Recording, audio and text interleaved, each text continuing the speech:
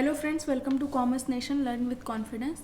तो हम लोग मार्केटिंग पढ़ रहे हैं जिसमें हम 9th चैप्टर पढ़ने वाले हैं। 9th चैप्टर था हमारा प्रोडक्ट आइडेंटिफिकेशन, जिसमें ब्रांडिंग, लेबलिंग, पैकेजिंग और आफ्टर सेल सर्विसेज के बारे में हमको पढ़ना था। इसका एक पार्ट जो है वो पहले ही आ चुका है, अपलोड हो चुका है। ये हम इसी वीडियो का मतलब इसी चैप्टर का दूसरा पार्ट है, क्योंकि काफ़ी लेंदी चैप्टर था तो इसको 2 पार्ट में कवर किया गया है, जिसमें हम लोग लेबलिंग और टाइप्स ऑफ लेबल्स और आफ्टर सेल सर्विसेज कवर करने वाले हैं। वीडियो शुरू करने से पहले आपको बताना चाहते हैं कि हमारे ऑनलाइन और ऑफलाइन कोर्सेज शुरू हो गए हैं, स्टार्ट हो चुके हैं। आप जिस भी कोर्स के लिए इंटरेस्टेड हैं आप उसमें एनरोल हो सकते हैं। बीकॉम एंट्रेंस या एमकॉम एंट्रेंस के लिए किसी भी यूनिवर्सिटी का, ऑल इंडिया में किसी भी यूनिवर्सिटी में अगर आप एडमिशन लेना चाहते हैं। इसके साथ साथ नेट JRF का कोर्स भी हमारा लॉन्च हो गया है, तो उसमें भी आप एनरोल हो सकते हैं। और इसके साथ साथ हमसे जुड़ने के लिए आप कॉमर्स नेशन की ऐप डाउनलोड कर सकते हैं, जिसमें आपको हमारे कोर्सेज़ के बारे में पता चल जाएगा। प्ले स्टोर पे वो ऐप अवेलेबल है, और जो भी आपको इन्फॉर्मेशन चाहिए स्क्रीन पे जो नंबर शो हो रहा है उस पर कॉल करके आप पता कर सकते हैं। इसके साथ साथ कमेंट सेक्शन में भी अपनी क्वेरीज पुट कर सकते हैं। तो चलिए वीडियो शुरू करते हैं। कल हमने पैकेजिंग तक की सारी चीज़ें पढ़ ली थी, मतलब इसेंशियल्स ऑफ पैकेजिंग पे आई थिंक हमने ख़त्म किया था। तो इसके बाद लेबलिंग का जो पोर्शन है वो शुरू करते हैं। लेबल का मीनिंग क्या होता है? जैसे लेबल आप अलग से भी उस पैकेट पे लगा सकते हैं, या किसी भी पैकेजिंग में इनबिल्ट भी लेबल हो सकता है, ठीक है। यानी जैसे किसी भी प्रोडक्ट के पैकेजिंग पे आप देखते हैं कि उसके ingredients, how to use, then बहुत सारे इंस्ट्रक्शंस लिखे होते हैं, उसका ब्रांड नेम, क्वांटिटी क्या है, उसका MRP क्या है, उसका बार कोड वगैरह, बहुत सारी चीज़ें लिखी होती हैं। तो जो भी इंफॉर्मेटिव पार्ट होता है पैकेट का उसे हम लेबलिंग कहते हैं या लेबल कहते हैं, ठीक है। तो labelling means putting identification marks on the packet. जैसे वेज है या नॉन वेज है, ये आइडेंटिफिकेशन मार्क्स भी हमको लेबलिंग से ही मिलता है। Label identifies who made the product, ठीक है। उस मैन्युफैक्चरर का, मार्केटर का नाम लिखा होगा। डेट ऑफ मैन्युफैक्चरिंग, उसकी एक्सपायरी की डेट, क्या MRP होगा, ठीक है। The price to be charge, brand name उसका, नेट क्वांटिटी, इंग्रेडिएंट्स, ये सारी चीज़ें लिखी होंगी। Label is a strong sales tool, ठीक है। लेबल से ही हम पता करते हैं कि अच्छा ठीक है, ये हमारे लिए सूटेबल है कि नहीं प्रोडक्ट्स, क्योंकि सारी इंफॉर्मेटिव चीज़ें जो हैं वो लेबलिंग के थ्रू ही हमें पता चलती हैं, ठीक है। Label is also a part of package और it may be attach directly to the product. तो ऐसा भी हो सकता है कि वो पैकेज का ही पार्ट हो। जैसे आप देखते हैं कि कोई भी प्रोडक्ट होता है उसके बैक साइड पे या आगे ही सारी जानकारी, जो भी उसका इंग्रेडिएंट वगैरह सब लिखा हुआ होता है, या फिर आप अलग से लेबल भी उस पर लगा सकते हैं। जो कार्टन वगैरह होते हैं उस पर कहीं कहीं अलग से भी लगा हुआ होता है, ठीक है। तो यहाँ पे गुड लेबल के एट्रीब्यूट्स दिए हुए हैं कि picture of the product accurate as to size, colour and appearance, ठीक है। मतलब प्रोडक्ट के बारे में सारी जानकारी देने का काम क्या है, लेबल का है। और जिस साइज़ का प्रोडक्ट है उसी के हिसाब से लेबल भी होना चाहिए। ऐसा नहीं कि लेबल बहुत बड़ा हो गया और प्रोडक्ट का साइज़ बहुत छोटा है। कलर, अपीयरेंस भी अच्छा होना चाहिए। डिस्क्रिप्शन ऑफ रॉ मटेरियल्स कि क्या क्या इंग्रेडिएंट्स उसमें यूज़ किए गए हैं। डायरेक्शन फॉर यूज़ की, कैसे हमें यूज़ करना है, किस टेम्परेचर पे रखना है, किन से दूर रखना है, मतलब जो भी प्रिकॉशंस और वार्निंग वगैरह उससे रिलेटेड होती है। एंड लिखा है कि cautions against misuse, okay. फिर उसके बाद date of manufacture and supply, कब वो बना था, कब उसको सप्लाई की गई, मतलब कब तक हम उसको यूज़ कर सकते हैं। स्टैट्यूटरी वार्निंग, अगर कोई उससे भी रिलेटेड, जैसे सिगरेट वगैरह के पैकेट पे आप देखते हैं तो लिखा होता है ना कि टोबैको कॉजेस कैंसर। तो ये सारी स्टैट्यूटरी वार्निंग जो देनी होती है किसी किसी पैकेट्स पे, तो वो भी लिखी हुई होती है, ठीक है। दवाइयों वगैरह पे भी बहुत सारी दवाएं ऐसी होती हैं जो सिर्फ फिजिशियन के रिकमेंडेशन पे ही हमें लेनी होती हैं, तो उस पर भी लिखा होता है, ठीक है। फिर लेबल की डिफिनीशन दी हुई है लेबलिंग की। The label is an informative tag, wrapper और seal attach to the product और प्रोडक्ट्स पैकेज। तो मैशन एंड रेथ ने ये डेफिनेशन दी है, ये अच्छी है, इसको आप रेफ़र कर सकते हो। उसके बाद WJ स्टैंटन की भी है, अगर आपको वो अच्छी लगती है तो वो भी आप लिख सकते हो, इसका स्क्रीनशॉट ले लीजिएगा। टाइप्स ऑफ लेबल्स की बात करें तो अलग अलग टाइप के लेबल्स होते हैं। सबसे पहला है तो ब्रांड लेबल। तो ये लेबल जो है वो एक्सक्लूसिवली पॉपुलराइज करने के लिए बनाया हुआ होता है ब्रांड नेम को, यानी वो पर्टिकुलर लेबल हो सकता है कि इससे बड़े वाले जो पैकेट जो उसकी टर्शरी पैकेजिंग होती है उस पर बना हुआ हो, ठीक है। The brand is conveyed in the label. Some clothes and cosmetics manufacturers carry brand label. For example, Lux, Pierce, Dove, Rexona, Raymond. और इवन जैसे अब क्लोथ्स वगैरह लेते हैं तो टी शर्ट्स के वो पीछे नेक के साइड में वो जो लेबल लगा होता है उस पर कहीं ना कहीं ब्रांड का वो लेबल होता है, ठीक है। फिर ग्रेड लेबल, किस ग्रेड का है, क्वालिटी वगैरह, जैसे for example number 1, T, good, best, इस तरीके के ग्रेड के साथ में लेबल आते हैं। डिस्क्रिप्टिव लेबल्स होते हैं जो प्रोडक्ट का कहीं ना कहीं डिस्क्रिप्शन बताते हैं आपको कि क्या क्या चीज़ें हैं उसमें, ठीक है। About the product feature, explain the various uses of the product. Most of the milk, food product and medicine manufacturing companies have descriptive labels. बहुत सारे मसाले के पैकेट्स आप लेंगे तो उस पर पूरा उससे रिलेटेड रेसिपी दी हुई होती है कि कैसे इस मसाले को यूज़ करना है, जिस भी टाइप का आप मसाला लेते हो।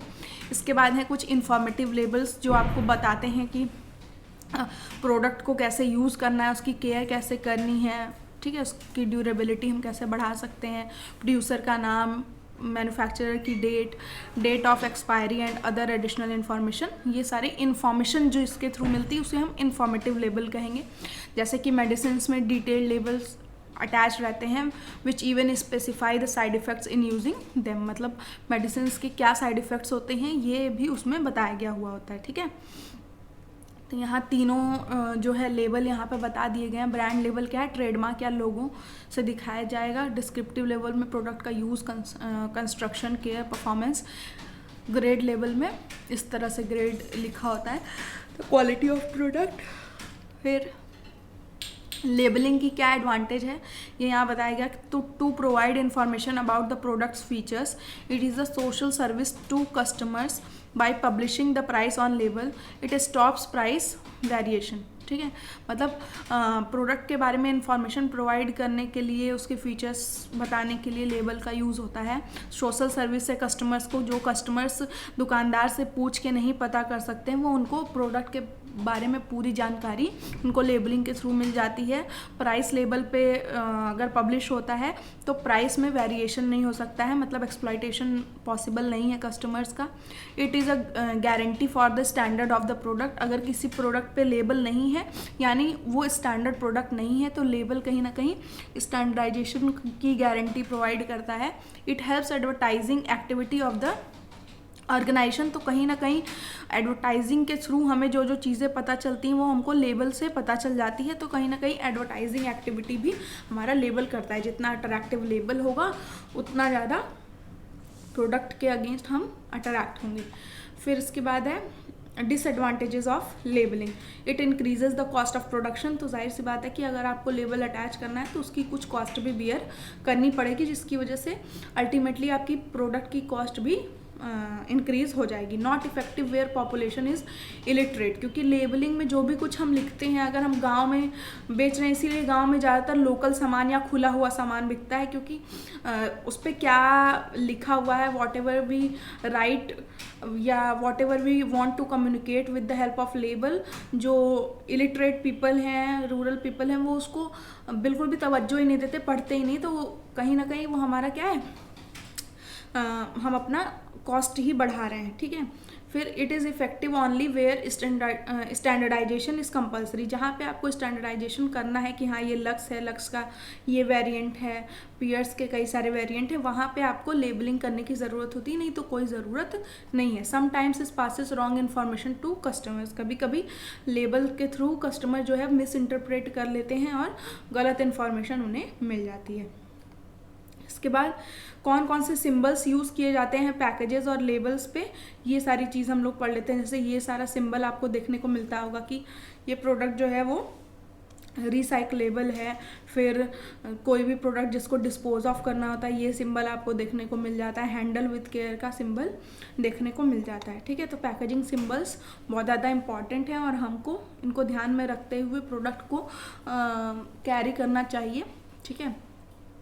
बहुत सारे प्रोडक्ट्स के लिए प्रॉपर टेम्परेचर होना ज़रूरी होता है, जैसे कि ये डेयरी प्रोडक्ट्स जो कि अमूल वगैरह, जो दूध, चीज़, मक्खन, दही, मट्ठा, जो कुछ भी ये डिलीवर किया जाता है ट्रांसपोर्टेशन के लिए एक प्रॉपर वैन में किया जाता है, जिसका टेम्परेचर उस हिसाब से मेंटेन रखा जाता है कि प्रोडक्ट जो है वो पेरिश ना हो, क्योंकि वो पेरिशेबल प्रोडक्ट्स होते हैं, ख़राब हो सकते हैं। ठीक है, तो यहाँ पे वही चीज़ बोली गई कि keeping this in mind manufacturers from all segments of the market are including information about the product and recycling. ये सारे सिंबल लगाते हैं जिससे आपको उसके बाहर की पैकेजिंग देख के ही पता चल जाए कि कैसा प्रोडक्ट है। तो अलग अलग तरीके के सिंबल्स जो यूज़ होते हैं पैकेजिंग में, उनका यहाँ पे क्लासिफिकेशन किया गया है और आपको डिटेल में बताया भी गया है। और कार्गो एंड हैंडलिंग में जो सिंबल्स यूज़ होते हैं उसमें देखिए फ्रेजाइल के लिए ऐसा है कि मतलब कांच वगैरह का सामान है, अगर आप उसको केयरलेसली कैरी करोगे तो वो टूट जाएगा, डैमेज हो सकता है। ठीक है, this inside the box is fragile which can be damaged, it needs to be handle with care. Right side up, जैसे फ्रिज वगैरह का अगर आप वो कार्टन वगैरह देखोगे फ्रिज या टीवी का, तो वो जिस तरफ को सीधा खड़ा हुआ होता है उसके लिए ये वाला सिंबल राइट साइड अप करके लगा होता है कि मतलब ये जो है ये इसका डायरेक्शन रहेगा, हमेशा इसी तरह आपको खड़ा रखना है। अगर उल्टा खड़ा कर दोगे तो उसमें डैमेज हो सकता है। It defines which side of the package should face upward so that the product inside is not damage. Handle with care का है ही कि मतलब कोई ऐसा सामान है जो अंदर डैमेज हो सकता है तो उसको केयर के साथ हैंडल करना होगा। अम्ब्रेला का सिंबल बना होता है जो रेन या जो कि रेन या फिर ह्यूमिडिटी से अफेक्टेड होने वाले पैकेजेस होते हैं उनके ऊपर बना होता है। थर्मोमीटर लगा होता है, उसमें टेम्परेचर लिखा होता है कि इस टेम्परेचर से इस टेम्परेचर के बीच में ही आपको इस प्रोडक्ट को रखना है जिससे वो ख़राब ना हो। इसके बाद कंज्यूमर प्रोडक्ट पे क्या क्या इंफॉर्मेटिव लेबल लगे होते हैं, तो ऐसा क्यू बना होगा और फ़ोन बना होगा तो वो कस्टमर केयर के लिए है, यानी अगर आप प्रोडक्ट से असंतुष्ट हैं, सेटिस्फाई नहीं हैं, अनहैप्पी हैं, तो आप इस कस्टमर केयर पे फ़ोन कर सकते हैं। और ये वाला जो सिंबल बना होता है ये कस्टमर सेटिस्फैक्शन के लिए बना होता है और यहाँ पे एड्रेस लिखा होता है। तो अगर आपको कोई भी कंप्लेन भेजनी है तो आप इस पर्टिकुलर एड्रेस पे भेज सकते हैं।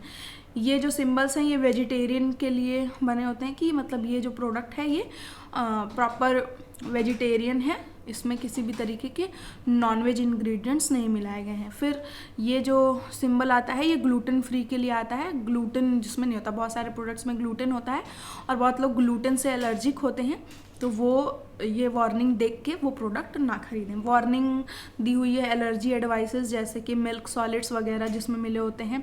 बहुत सारे लोग वेगन होते हैं तो उनको डेयरी प्रोडक्ट से एलर्जी भी होती है तो ये एलर्जी वार्निंग भी दे दी जाती है। इसके बाद और कुछ इन्फॉर्मेशन के लिए ये बुक ऐसे बनी होती है कि मोर इन्फॉर्मेशन के लिए आगे आप पढ़ें।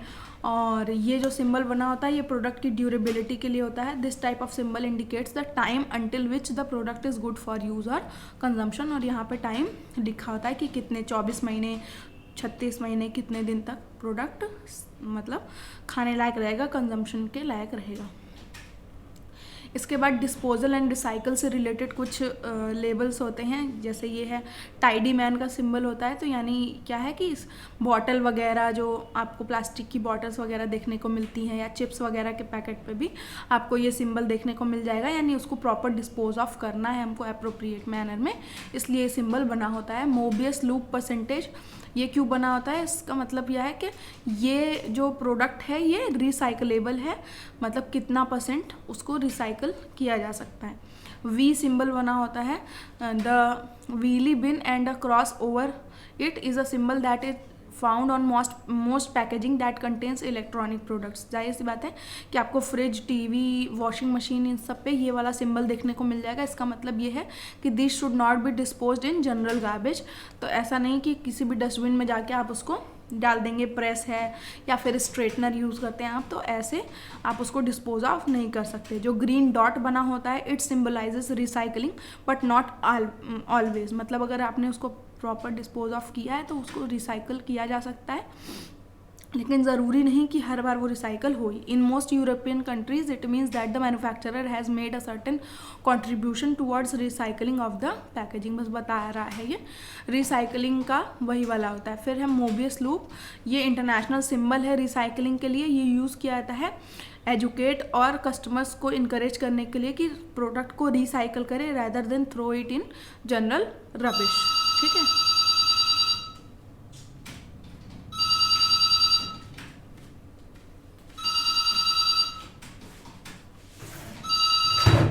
हेलो, हाँ बोलिए। अमन मामा, रुकिए पूछ रहा हूँ उनसे, रुकिए। अमन मामा है नहीं अभी, हम पूछ रहे हैं, रुकिए। हाँ रुक जाइए, रुक जाइए। वो भी फ़ोन किए हैं क्या उनको? हाँ तेरी फ़ोन मत करिएगा।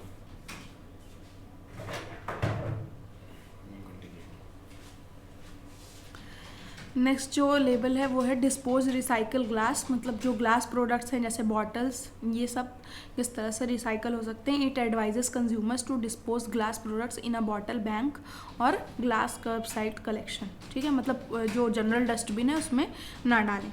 रिसाइकल नाउ, ये आपको खुद इंस्ट्रक्शन देता है कि आप ये जो प्रोडक्ट खरीद रहे हैं इसको आप रिसाइकल करें। Use to motivate people and get them in the action. The heart in the symbol is a mark of the feel good nature of recycling. जो इस सिंबल में हार्ट है वो ये शो करता है कि जब आप इसको रिसाइकल करेंगे तो आपको कितनी खुशी मिलेगी, मतलब दिल गार्डन गार्डन हो जाएगा। इसके लिए यहाँ पे बुलाया जाता है रिसाइकलेबल एल्यूमिनियम। तो कोई प्रोडक्ट है जिसमें एल्यूमिनियम यूज़ हुआ है तो उसका मतलब ये क्या है कि एल्युमिनियम जो भी इस प्रोडक्ट में यूज़ हुआ है उसको रिसाइकल किया जा सकता है। इसके बाद इको लेबल है, यानी वो ऐसे प्रोडक्ट्स पे बना होता है जो इन्वायरमेंटल फ्रेंडली या इको फ्रेंडली प्रोडक्ट्स हैं। फिर NAPM रिसाइकल्ड, इसका मतलब है कि national association of paper merchants, उनके तरफ से ये सर्टिफाइड है। ठीक है, this is a certification symbol for products with paper. The paper और board used in the product is made from 75% of genuine waste paper और बोर्ड फाइबर। यानी अगर ये सिंबल किसी भी प्रोडक्ट में बना होता है तो वो प्रॉपर वेस्ट पेपर से बनाया गया है और उसको NAPM का जो है सर्टिफिकेशन मिला हुआ है। इसके बाद रिसाइकलेबल स्टील, तो कोई भी अगर स्टील का प्रोडक्ट है तो उस पर ये सिंबल बना है तो यानी वो जो स्टील है वो रिसाइकलेबल है। प्लास्टिक प्रोडक्ट में PET या PET मतलब पॉलीथाइलीन या टेरेफ्थालेट करके जो भी प्रोडक्ट उसमें प्लास्टिक के लिए यूज़ होता है उसके लिए यहाँ पे दिया गया है। तो partially recyclable and picked up the at most kerb side recycling programmes. ठीक है, फिर HDPE है, हाई डेंसिटी पॉलीथाइलीन। ठीक है, this plastic is comparatively safe and is recyclable at kerb side programmes. फिर PVC, ये अलग अलग टाइप के प्लास्टिक्स के लिए दिया हुआ है। Polyvinyl chloride, this type of plastic is use for bottle and containers. It may not be accepted at all kerb side programmes, however some plastic lumber makers may accept it. फिर है LDPE, low density पॉलीथाइलीन, मतलब soft और flexible plastic है जो कि स्क्वीजेबल bottles, जो जैसे Kinley और ये सब की बॉटल्स जो बहुत सॉफ्ट मटेरियल की होती हैं उसका होता है। बैग्स और similar, these products can be recycled at some kerb side programmes. PP, जिसको हम पॉलीप्रोपिलीन कहते हैं, this is usually found on products like containers, bottle, caps, straws. Its recycling value is growing and most recycling programmes accept this product. ठीक है, मतलब जैसे जैसे grade बढ़ता जाएगा उतना ज़्यादा वो रिसाइकलेबल होता है। PS क्या है? पॉलिस्टरीन है, जिसका मतलब ये plastic like disposable cups, plates and styrofoam generally have this label. This type of plastic is comparatively hard to recycle. ये बोल दिया गया ऑल अदर्स, इसके अलावा जो भी प्लास्टिक्स हैं उनका रिसाइकलिंग करना बहुत दिक्कत की बात हो जाती है, डिफ़िकल्ट होता है, इसलिए इसको 7th ग्रेड में रखा गया है। ठीक है, तो ये सारे लेबल्स थे जो हमें जानने चाहिए कि अगर किसी प्रोडक्ट पे ये पर्टिकुलर लेबल बना है तो वो क्या डिनोट कर रहा है। तो ये हमने पढ़ लिया। इसके बाद है स्टैंडर्डाइजेशन। तो स्टैंडर्डाइजेशन क्या होता है? स्टैंडर्डाइजेशन प्रोसेस में मैन्युफैक्चर जो है वो गुड्स जो है वो स्पेसिफिक स्टैंडर्ड के अकॉर्डिंग मैन्युफैक्चर करता है, जैसे साइज़ हो गया, colour, weight, taste, packing, shape etcetera. ये स्टैंडर्डाइजेशन जो है वो क्वालिटी अश्योरेंस देता है कस्टमर को कि अच्छा हम इस तरीके का लेंगे तो क्या होगा। There are some popular marks of quality standard as mentioned below. जैसे ISI मार्क जो है वो आपके ब्यूरो ऑफ इंडियन स्टैंडर्ड की तरफ से होता है, ठीक है। ये मार्क सिंबलाइज करता है standard quality in the production of the concern product. तो जो भी ज़्यादातर एग्रीकल्चर इक्विपमेंट्स होते हैं, इलेक्ट्रिकल प्रोडक्ट, आप गैस वगैरह पे भी देखेंगे, फूड के आइटम पे, स्पोर्ट्स गुड पे, पेंट्स, फूड स्टफ्स पे ISI मार्क अगर है तो वो स्टैंडर्डाइज प्रोडक्ट है। इसके बाद एग्रीकल्चर प्रोडक्ट पे स्पेसिफिकली एग मार्क यूज़ होता है, ठीक है। This mark is issued by authorities constituted under the Agricultural Product Grading and Marketing Act 1931. Manufacturers generally use the egg mark for edible agricultural product including जैसे mustard oil है, ghee, eggs, fruits, pulses, chillies, vegetables and spices, ठीक है। इसके बाद है FPO mark, food processing order. ये provide किया जाता है under prevention of food alteration act 1954। This mark is specially used on food products including jam, jellies, pickles, sauces and squashes, ठीक है। ये होता है मतलब कि जो फूड प्रोसेसिंग इंडस्ट्रीज़ की सामान होते हैं, प्रोडक्ट्स होते हैं, जैसे जैम, जेली, जो प्रोसेसिंग करके बनाए होते हैं। उसके बाद है PAC मार्क, पैक मार्क जिसको कहते हैं, will cover all building materials and products and components which are out of the ISI certification, ठीक है। मतलब जिन पे ISI मार्क नहीं लगाया जा सकता उस पर पैक मार्क लगता है। इसके बाद है इको मार्क, जो कि इन्वायरमेंटल फ्रेंडली मार्क है। जिस भी प्रोडक्ट पे ये इको मार्क होता है वो उसको कहा जाता है कि ministry of environment under the water and air prevention and control act के थ्रू वो मार्क सर्टिफाई किया जाता है। फूड प्रोडक्ट्स पे, टॉयलेट सोप्स पे, पेपर, डिटर्जेंट्स, इन सब पे ये इको मार्क होता है। Government is working on the application of eco mark particularly in the area of textiles. कपड़ों पे भी इको मार्क लगा हो। ISO mark, international standard organization. तो ISO जो है वो समझ लीजिए कि इंटरनेशनल स्टैंडर्ड उसको मिला हुआ है, जिसका हेडक्वार्टर जिनेवा स्विट्ज़रलैंड में है। ISO जो है कवर करता है all fields except electrical and electronic engineering. इन सारे प्रोडक्ट्स को छोड़ पे सब पे ISO मार्क हो सकता है, ठीक है। और it covers all activities which have a direct or indirect effect on the quality of a product or service but also for the systematized planning and management organization, ठीक है।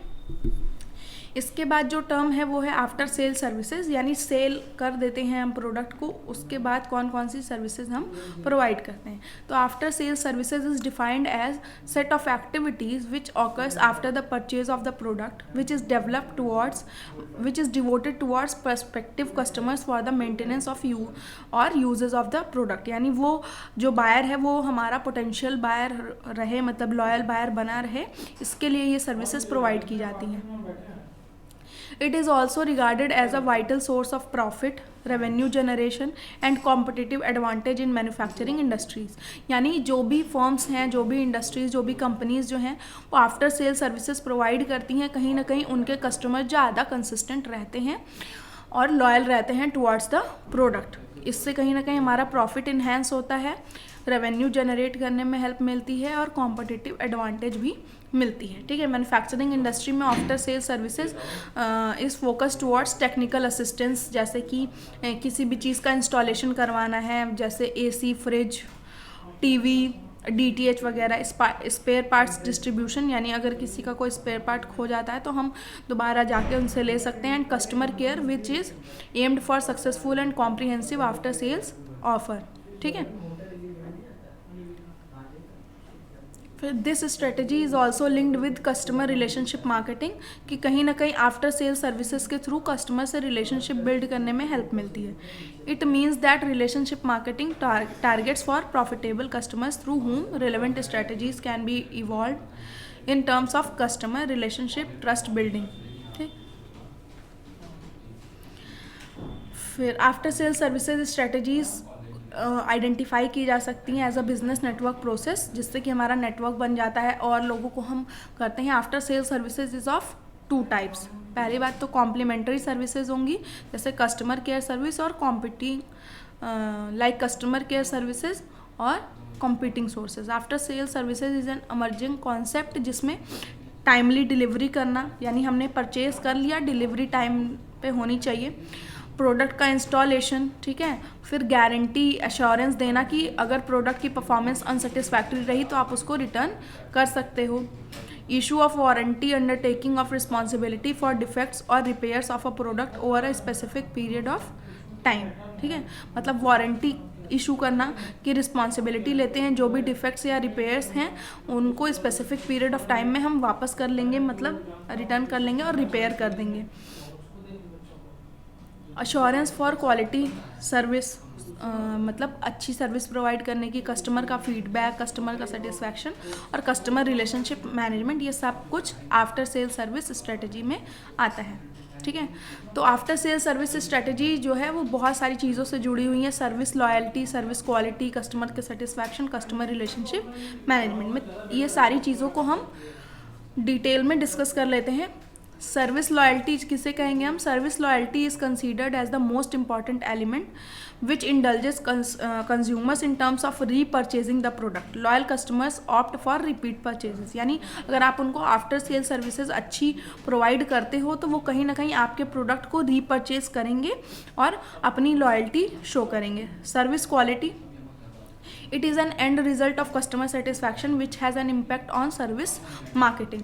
It is also termed as technical service which is meant what type of services is offered to the customers, मतलब customers को किस type की services offer की जा रही हैं। अगर उनको क्वालिटी सर्विसेज प्रोवाइड करते हैं हम तो कहीं ना कहीं वो उसके थ्रू हमारी मार्केटिंग भी होती है। Additionally the role of functional services is understood through the procedure of service delivery, यानी कि हम प्रॉपर डिलीवरी कर देते हैं तो उसी को हम मान लेते हैं कि हमने अच्छी क्वालिटी की सर्विस प्रोवाइड की है। जैसे कि बाइक वगैरह खरीदो तो हमको 6 महीने से 1 साल तक का रिपेयर मेंटेनेंस का मतलब मेंटेनेंस की गारंटी मिलती है। कस्टमर सेटिस्फैक्शन, तो customer satisfaction plays crucial role to deal with customer satisfaction and their need, ठीक। In after sale service delivery और warranty is regarded as important element in this regard.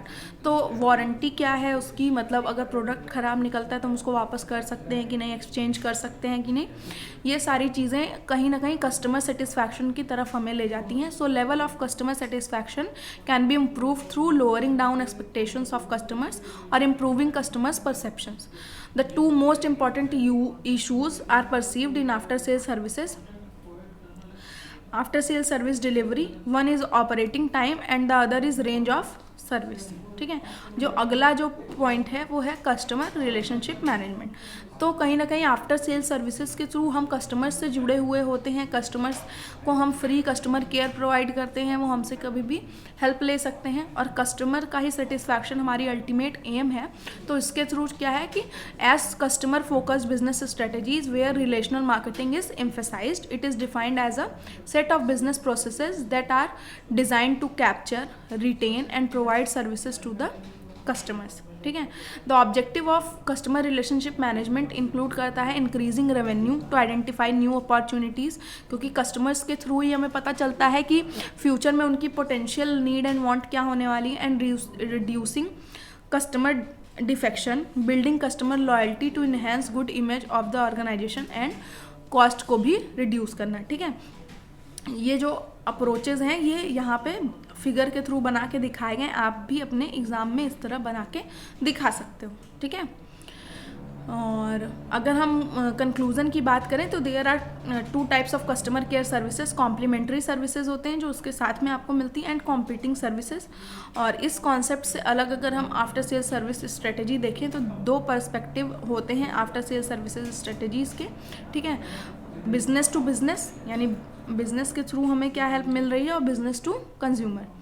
This strategy is related to 4 marketing concept, service loyalty, service quality, और हमने देखा था क्या कहते हैं customer relationship management, और एक और कोई चीज़ हमने देखी थी कस्टमर का सेटिस्फैक्शन, ठीक है। तो that's all for today's video. ये जो चैप्टर है 9th चैप्टर, ये कवर हो गया है हमारा, मतलब फर्स्ट और सेकंड पार्ट में यहाँ पे ये कंप्लीट होता है। कोई आपकी क्वेरीज़ हो, चैप्टर रिवाइज़ कर लीजिएगा तो आप कमेंट सेक्शन में पूछ सकते हो। इसके साथ साथ अच्छे से पढ़ाई करिए।